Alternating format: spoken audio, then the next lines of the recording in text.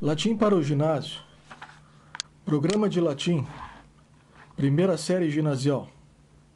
A. Leitura e tradução. Far-se-ão com a maior frequência possível, utilizando-se textos fáceis e graduados, provérbios, frases sentenciosas, pequenos excertos de prosa latina. B. Gramática. Com o apoio nos textos se tratará da seguinte matéria: 1. Alfabeto e pronúncia. Prosódia, quantidade e acento. Lembrando, prosódia é a pronúncia regular das palavras segundo a acentuação tônica. 2. Noções fundamentais de análise sintática. 3. Declinação dos substantivos, dos adjetivos qualificativos e dos possessivos. 4. A ordem das palavras. 5. Concordância do adjetivo e do aposto. 6. O verbo sum e as 4 conjugações regulares na voz ativa. Outros exercícios.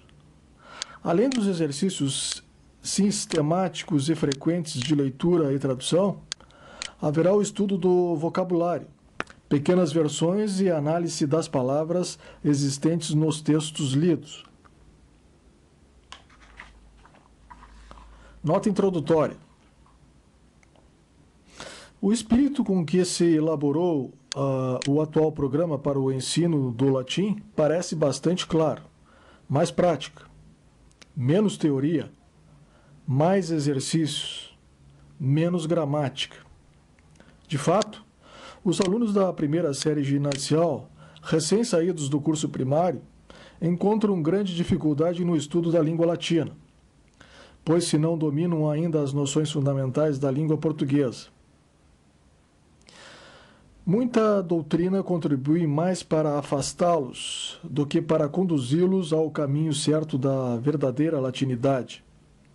Eis porque, nesta nova edição do Latim para o ginásio, daremos a maior importância possível aos exercícios, quer aos de tradução, quer aos de versão.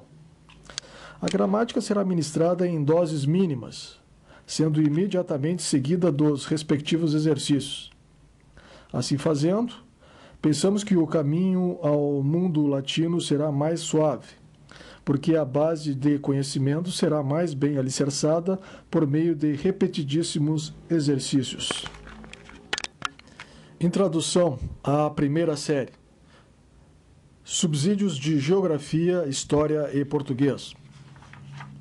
Geografia. Mapa da Itália Antiga. A Itália compreende 3 partes. A parte continental, ao norte, formada pela planície do Rio Pó. A parte peninsular, cortada de lado a lado pela cadeia dos Apeninos, e a parte insular, constituída por várias ilhas, entre as quais as maiores são a Sicília, a Córcega e a Sardenha. Na Itália Antiga, existia, como ainda hoje existe, uma região denominada Lácio. Latim era a língua falada pelos antigos habitantes do Lácio, ou seja, pelos latinos. Capítulo 2. Noções gerais de História Romana.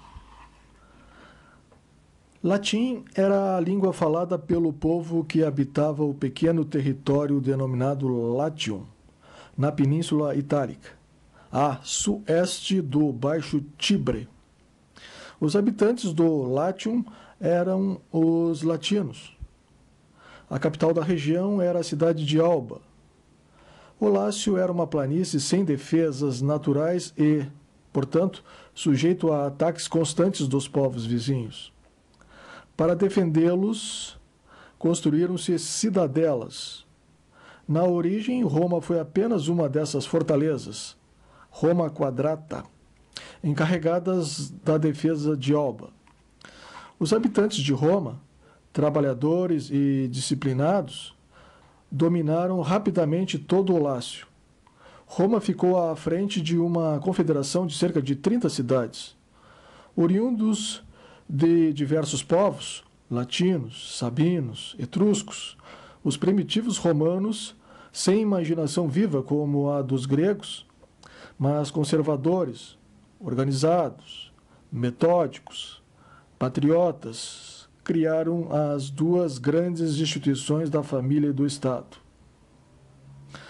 Na antiguidade, foram os romanos os grandes cultores do direito e ainda hoje, passados tantos séculos, o direito romano é estudado em quase todas as faculdades de direito do mundo. Conquistada a Península Itálica completamente, os romanos acabaram por dominar quase todo o mundo conhecido do tempo. A língua latina passou a ser o meio de expressão de pensamento dos mais diversos povos. Também à Lusitânia chegaram as legiões romanas. Depois de atingir o máximo esplendor, veio a época de decadência do vasto Império Romano.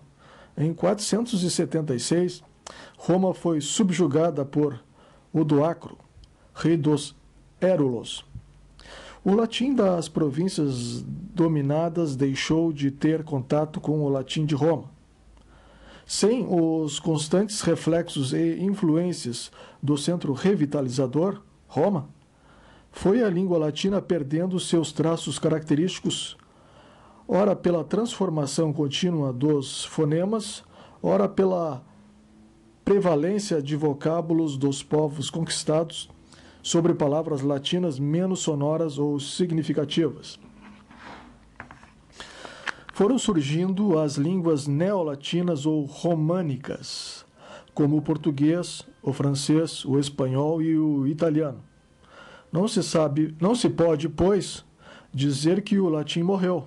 Continua vivo, muito transformado, é verdade, nas línguas que se originaram do latim popular levado para diversas regiões. Para o conhecimento real das línguas citadas, é de absoluta necessidade o estudo da língua latina.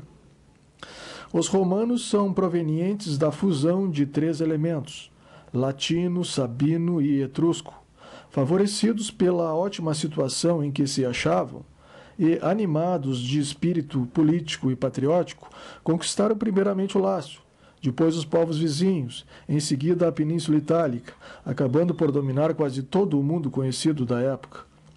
O romano é forte, grosseiro, prático, metódico, guerreiro, patriota.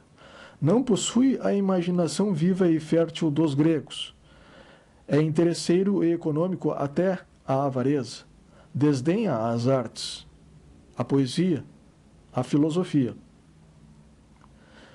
Dominando muitos povos e sendo orgulhosos, os romanos tinham, entretanto, uma grande qualidade.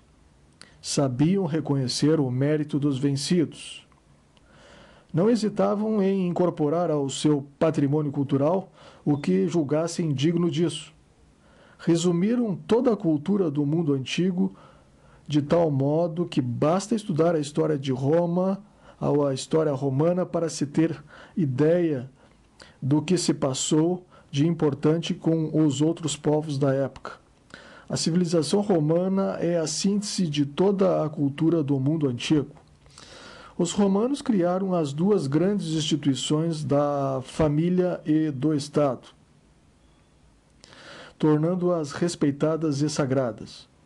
Elaboraram o direito romano e levaram a toda parte a civilização, a religião, as instituições e a língua.